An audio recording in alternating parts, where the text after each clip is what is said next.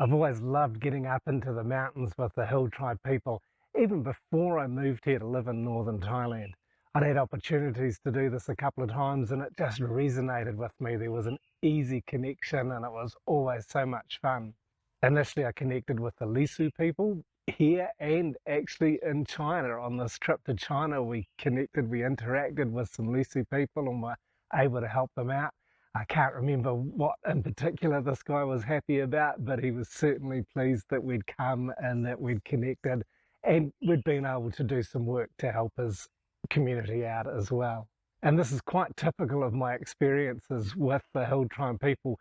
Not always this affectionate, but there's always an appreciation, there's always a really good connection.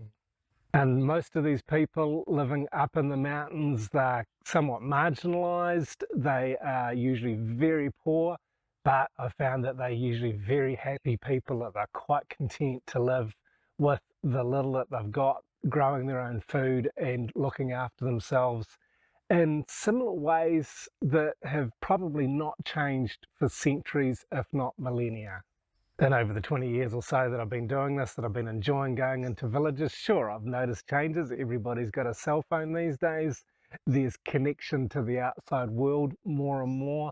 There's also signs of other affluence, like more people with motorcycles and vehicles, trucks and so forth, which help them to provide for their families in more efficient ways and more effective ways than in the past. And I've certainly felt welcomed and been quite overwhelmed at times by the hospitality that I've received coming into some of these mountain villages, particularly when I've been able to stay the night in places. I feel quite humbled by the hospitality and the kindness that is affected to me and whoever I'm with when I'm traveling in mountain villages. And so my approach to my photography and my video work, which is usually what is taking me into these places, is to keep it simple, because these people live pretty simple lives. And I figured if I come in with a ton of equipment and a big crew, it's never really going to work as well. I've always felt it works better to go in just with minimal camera equipment and minimal people, so that I'm only disrupting in a minimal way. And this, I find, gets the most natural results if I can be as much as possible blending in, but to be able to be on the sidelines or just in the environment without seeming too much of an outsider.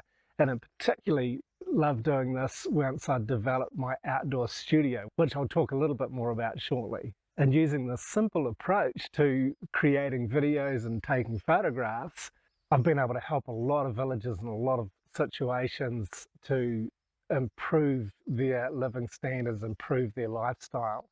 I've quite often volunteered with various organisations who are connected and involved with helping these poor villages in many different ways. And the videos that I've produced have usually been short documentaries to help raise finance for particular projects, or to continue helping things like kids getting better education and so on.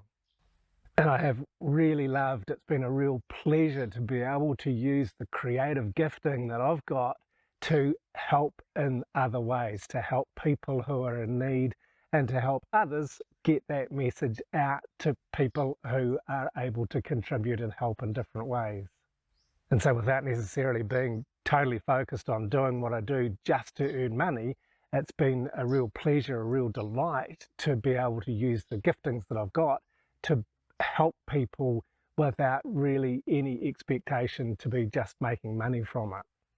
And initially this was done by connecting with organisations that needed photography, that needed video work done, to be able to help them progress and to be able to help them in their endeavours to provide assistance to some of these poor people, to some of these impoverished people. And then as time has gone on, we've developed other connections to help us in the endeavours that we've had, teaching photography workshops and making portraits and so on.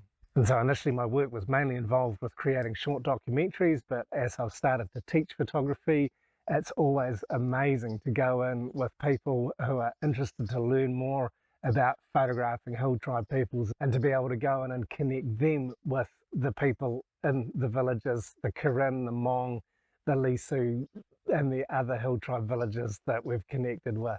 And sometimes when we've got workshops on or otherwise, I will go to a village and organise to set up my outdoor studio. And this is a very easy to erect structure that I can place in a village and make studio portraits using only natural light, only daylight. So I'm able to capture lovely portraits of these people in their natural environment, in their comfort zone, right in their village, where they're going to be more relaxed and more open to a foreigner photographing them. And then the delight is always to come back with these images and to give them prints and to share them with them. And I've had so many fabulous opportunities that I'll need to make another video on that topic.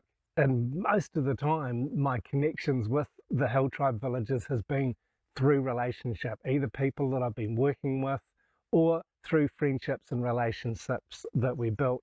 For a number of years, Kun Win was my assistant. He is a Polkarin man who lived up in Omkoi area, and we connected with him a long time ago and worked together for many years. And so I've had many amazing opportunities to go into Karen villages with Win, and because of that connection, it just opens up to really fantastic times for taking photos and making videos. And working through this connection, it just helps ease the way and build relationship, because that is so important when I'm working with ethnic minorities, to be able to really connect, because sometimes for them it is a little bit challenging. They can be a little bit unsure of working together with a foreigner or being photographed or videoed by a foreigner. Having a fixer, having someone to help connect and to start, initiate, to build the relationships, then this just eases the way so much more than trying to go into a village cold where I don't know anybody. Done it a few times and it's okay, but usually it is much better to go in with somebody who is able to connect us, that knows the people already. And so over the years, we've had some amazing connections with people. We've also built relationship in one of the tourist villages, Bantong Luang. I don't think it's open again yet. I don't think it's survived after the pandemic, but this was a tourist village where there was 5 or 6 different ethnic minority groups living there. And even though it was very touristic, we were able to connect and build good friendships, lovely relationships with some of the people, and found that this made all the difference. And we were able to learn about their lives and why they were there and why they were quite happy to be living in a tourist village. Some of them a long way from their natural homes in Myanmar.